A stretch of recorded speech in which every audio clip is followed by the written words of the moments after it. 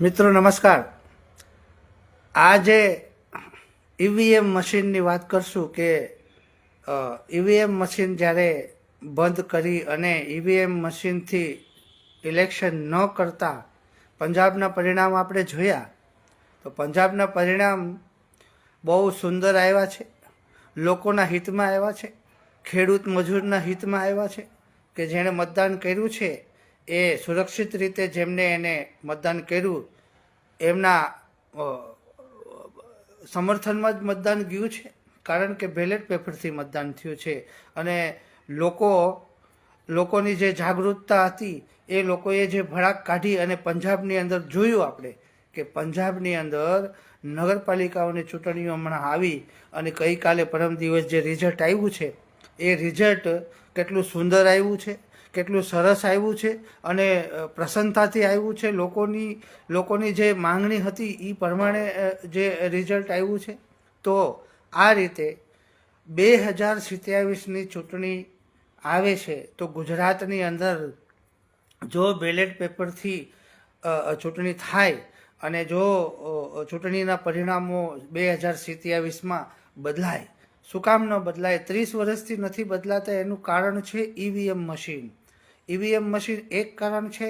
બીજું, આપણે દર વખતે જોઈએ છીએ કે દિલ્હીની અંદર કઈ રીતે ભાજપવાળાએ સરકાર પાડી, બીજેપી છે એ ઈવીએમથી જીતવા માટે થઈને ષડયંત્ર શરૂ કરી નાખે, પહેલાં જ મશીનોને બદલાવી નાખે, મશીનોમાં કંઈક બીજા રીતે ગોઠવી નાખે, કેટલું દૂર મશીન પડ્યું હોય તો કઈ રીતે પ્રિન્ટ નીકળી જાય, આ રીતે ઘણી બધી વસ્તુથી પોતાના અધિકારીનો ઉપર બેસાડી દે। આપણે ચંડીગઢનું એકવાર રિઝલ્ટ જોયું હશે કે એક એનો અધિકારી બેલેટ પેપરને પણ બદલાવી નાખે છે। તો આવા જે ઉદાહરણો છે એ ગુજરાતની જનતાને જોવા માટેના છે, કારણ કે સંઘર્ષ કરી રહ્યું છે ગુજરાત 30થી 32 વર્ષથી, છતાં પણ ફાવવા નથી દેતા। આ ભાજપના લોકો જે રીતે ષડયંત્ર કરી અને મતદાન લઈ જાય છે, ધાક ધમકી તો ઠીક છે પણ હવે કોઈ ધાક ધમકીથી હવે કોઈ ડરવાનું નથી।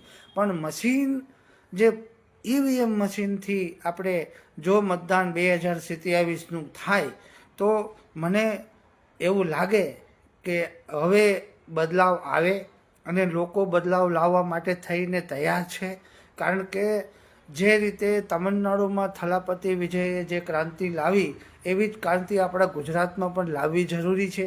એકવાર આપણે ગુજરાતને આઝાદ કરવું છે। ગુજરાતને આઝાદ કરવા માટે થઈને એક જ પાર્ટી આઝાદ કરી શકે છે ગુજરાતની, એ છે આમ આદમી પાર્ટી।